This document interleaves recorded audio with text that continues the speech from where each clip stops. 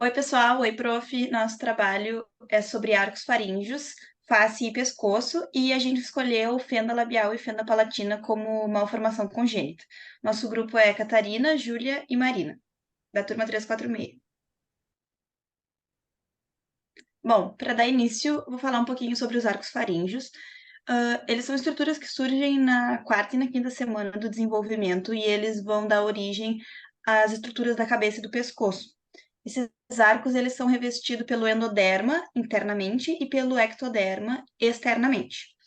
Eles são compostos por cada arco, né, por um núcleo cartilaginoso, um nervo craniano associado, músculos e vasos sanguíneos. E conforme eles se desenvolvem, ele e as fendas faríngeas, que são invaginações ectodérmicas, se originam as bolsas faríngeas, que, ao contrário das fendas, então, são evaginações endodérmicas.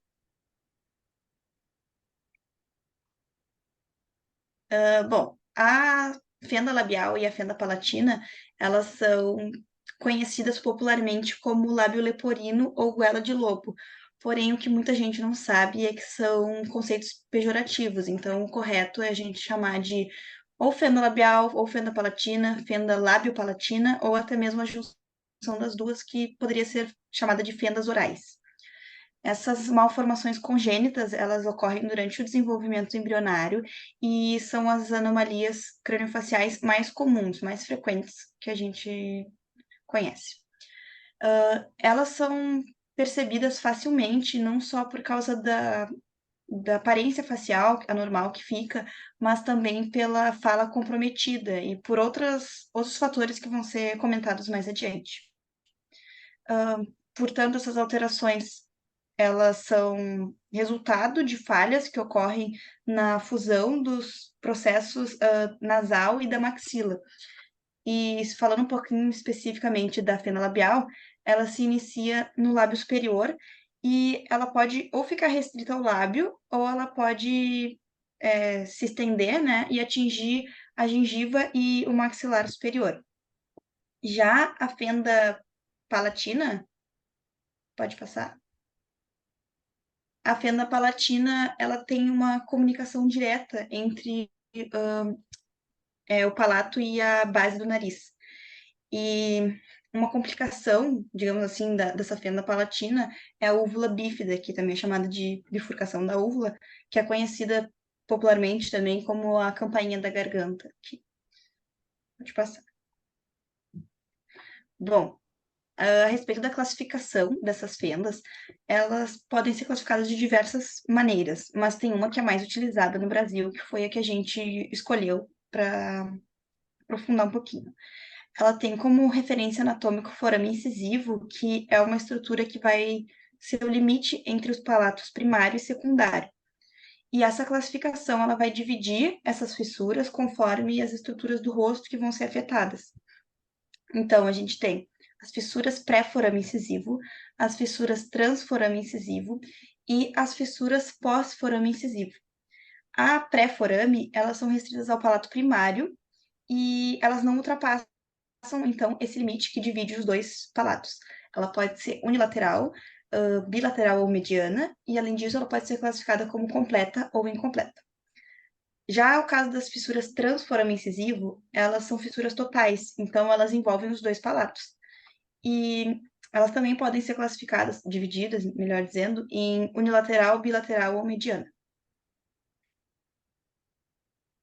Já as fissuras pós-forame incisivo, elas envolvem apenas o palato e não atingem a gengiva e, perdão, não atingem os dentes, né, e nem os lábios. E elas podem ser também classificadas como completa e incompleta. Para ficar um pouco mais didático, a gente botou essas fotos em que A, B, C e D fazem referência às fissuras pré-forame, a E e a F é transforame e G e H pós-forame incisivo. Bom, gente, então vou começar a falar um pouco sobre a origem embrionária do palato e do lábio superior. Vou começar falando então sobre a formação do sistema nervoso central, que vai começar na quarta semana do desenvolvimento embrionário. E lembrando que na extremidade oposta ao sistema nervoso central vai haver, então, a formação da cavidade oral e da faringe. Lateralmente, a região da cavidade oral, a gente vai ter os arcos faríngeos, que, como a Marina já falou anteriormente, eles vão ser responsáveis pelo desenvolvimento da cabeça e do pescoço. Bom, durante o desenvolvimento do sistema nervoso central, o processo frontonasal vai ser formado, e o processo frontonasal origina os placóides olfatórios, que depois originam as fossas nasais e os processos nasais lateral e medial. E esses processos nasais lateral e medial vão se juntar com os processos maxilares do primeiro arco faríngeo, e isso vai resultar na formação do lábio superior mediano e do palato primário, entre outras estruturas, mas o lábio superior mediano e o palato primário são os que nos interessam aqui, porque falhas na fusão desses processos vão resultar nas fendas labiais e palatinas.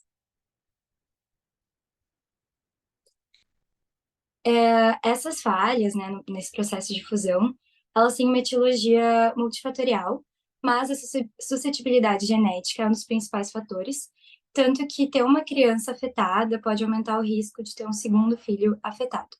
Mas também tem outros fatores importantes, como o uso de álcool e fumo pela mãe, e também fatores tetratogênicos, como, por exemplo, a exposição à radiação ionizante, ou se a mãe contrair alguma infecção durante a gestação, lógico. Mas o uso de ácido fólico, que seria a vitamina B9, ajuda a diminuir o risco, se consumida durante a gestação. Bom, eu vou falar um pouquinho dessa imagem, só para apontar ali em roxo, a gente vai ter a cavidade oral, e e lateralmente a gente consegue já ver os processos nasais laterais e os mediais, né? Sendo que os mediais estão em amarelo e os laterais estão em azul. E ali nas imagens de baixo a gente já consegue ver o palato primário em rosa, então a gente consegue entender mais ou menos como que ocorre a fusão desses processos. E também em verde, ali nas imagens de cima, também vão ter os processos maxilares. E, enfim, juntando os processos maxilares, os processos nasais, a gente vai ter a formação do lábio superior e do palato duplo. Vamos falar um pouquinho de epidemiologia agora. Lembrando que a fenda lábio-palatina, ela vai variar de acordo com a classificação. Então, vai dependendo da ancestralidade, de fatores geográficos, fatores etiológicos. E entre 2.500 nascidos vivos tem fenda lábio-palatina. Já a fenda palatina, ela é diferente, porque ela não vai variar entre as populações, por exemplo, como varia a fenda lábio-palatina. E ela é um pouquinho mais comum, ela ocorre em 1 a cada 2.000 nascidos vivos. E, por fim, a fenda labial, ela vai variar bastante entre populações e vai ter maior prevalência em nativos americanos e no sexo masculino.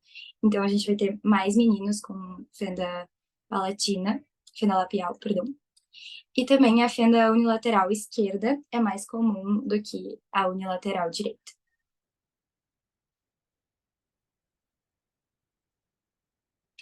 Bom, o diagnóstico ele pode ser feito a partir da 14ª semana de gestação por meio de imagens, né, exames de imagem no pré-natal, como a ultrassonografia.